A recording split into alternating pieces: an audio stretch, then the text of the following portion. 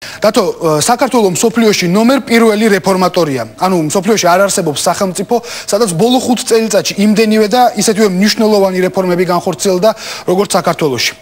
Აი თქვენ შეგიძლიათ ნახოთ ახლა ეს გრაფიკი, აქ თვალნათლივ ჩანს, რომ საქართველოს არათუ პირველ ადგილზეა რეფორმების თვალსაზრისით, არამედ საკმაოდ დიდი უპირატესობით არის წინ წასულის.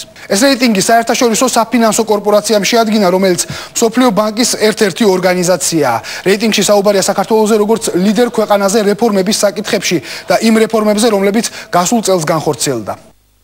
საქართველოს გააუმჯობესა კრედიტის მიღების მაჩვენებლები და ხელმისაწვდომი გახადა მონაცემთა ბაზები. საქართველოს გააძლიერა ინვესტორების დაცვა, რაც სასამართლო პროცედურების შეცვლაში გამოიხატება. საქართველოს მოახდინა ახსრულების სფეროს რეფორმირება, გააუმჯობესა გაკოტრების პროცედურები.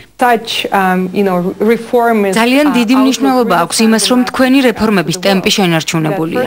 უკვე 5 წელია საქართველოში სულ უფრო და უფრო უკეთესობისკენ იცვლება ვითარება. ეს მთელს მსოფლიოს არწმუნებს, რომ თქვენ საბოლოოდ აირჩიეთ რეფორმების გზა და ამით საქართველოს უფრო მიმზიდველი ხდება. თქვენი რეფორმატორული კურსი ფაქტობრივად არის გზავნილი, მოწოდება მსოფლიო ბიზნესისადმი, რომ ჩამოვიდნენ და თქვენთან დააბანდონ თავისი კაპიტალი. შეიძლება გაგიჩნდეთ კითხვა რა გაკეთდა საქართველოში ისეთი, რამაც რეიტინგში პირველობა მოგვიტანა. დეტალური ჩამონათვალი ძალიან დიდია, მაგრამ საუკეთესო განმარტებებს ფინანსთა მინისტრი და ამ რეფორმების ერთ-ერთი ავტორი იძლევიან. ძალიან რთულია რომელიმე კონკრეტული რეფორმის გამოყოფა, უფრო ესე ვთქვათ, ნაზავია ყველა იმ რეფორმების, რასაც ხელისუფლება ატარებდა, დაწყებული კორუფციასთან წინააღმდეგ ბრძოლით, დამთავრებული გადაცხადების შემცირებით, რეგისტრაციის გაიოლებით, ნებართვებისში ბიუროკრატიის აღმოფხვრით და ასე შემდეგ. ჩვენ მოვატრიალეთ საზოგადოების და ხელისუფლების ყურადღება ბიზნესის განვითარებისკენ. საქართველოს დღეს არის ქვეყანა, სადაც მთავრობა და ოპოზიცია, ოპოზიციის ვთქვათ, უფრო ჯანსაღი ნაწილი კამათობენ იმაზე, კიდევ უფრო როგორ შეეწყოს ხელი ბიზნესის განვითარებას. მე მესმის, რომ საკმაოდ რთულია აი ასე უბრალო განმარტებებით მიხვდეს ადამიანი, რამდენად წინ წავიდა საქართველოს ამ რეფორმების შედეგად. ამიტომ თვალსაჩინოებისთვის რამდენიმე შედარებითი მაგალითი მოგიმზადეთ. მონაცემები იმავე კვლევიდანაა აღებული და საქართველოს ორ ეკონომიკურ გიგანტ საფრანგეთს და გერმანიას შევადარებთ. აი მაგალითად საერთაშორისო საფინანსო კორპორაცია აცხადებს, რომ ბიზნესის დაწყება საქართველოში უფრო მარტივია ვიდრე საფრანგეთში. აი შეხედეთ, საფრანგეთი რეიტინგში 21 ადგილზეა, საქართველოს კი მერვე ადგილზე. პროცედურები იმისთვის, რომ საფრანგეთში დაიწყოთ ბიზნესი. 5 პროცედურა უნდა გაიაროთ, საქართველოში კი მხოლოდ 3. ამისთვის საჭიროა საფრანგეთში 1 კვირა, საქართველოში კი სულ რაღაც 3 დღე. კიდევ ერთი მაგალითი, სად უფრო ადვილად შეიძლება მშენებლობაზე ნებართვის მიღება, საქართველოში თუ გერმანიაში. გერმანიაში საჭიროა 12 პროცედურის გავლა, საქართველოში კი მხოლოდ 10 და დროც უფრო ნაკლებია საჭირო საქართველოში ნებართვის მისაღებად, ვიდრე გერმანიაში და საბოლოო ჯამში გერმანია რეიტინგში მე-18 ადგილზეა, საქართველო კი მხოლოდ მე-7 ადგილზე. მორიგი ფაქტორი, რომელიც გავლენას ახდენს ქვეყნის რეიტინგზე, ინვესტორების უსაფრთხოება.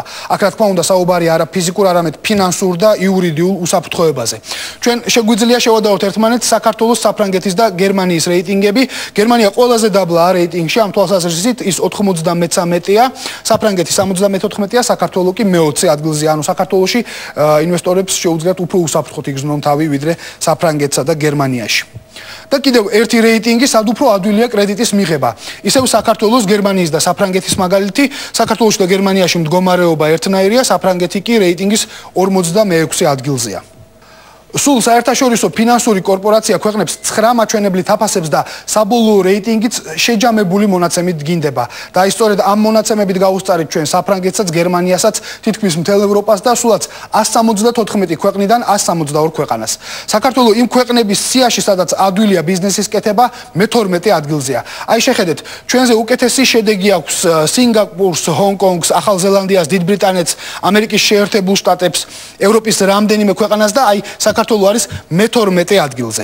რა თქმა უნდა, ეს იმას ნიშნავს, რომ 5 წლის განმავლობაში ყოველ წელს დაფიქსირდა გარკვეული პროგრესი. ანუ ჩვენ არა მარტო შევინარჩუნეთ რეიტინგი, რაც შეიძლება მომხდარიყო იმ პირობებშიც კი, რომ არაფერი არ შეცვლილიყო. ამიტომაც ეს ორგანიზაცია ადგა და გააკეთა აგრეგატული კუმულატიური შეფასება ბოლო 5 წლის განმავლობაში, ვინ არის პირველ ადგილზე რეფორმების რაოდენობაში და ზოგადად პროგრესში ამ დარგში.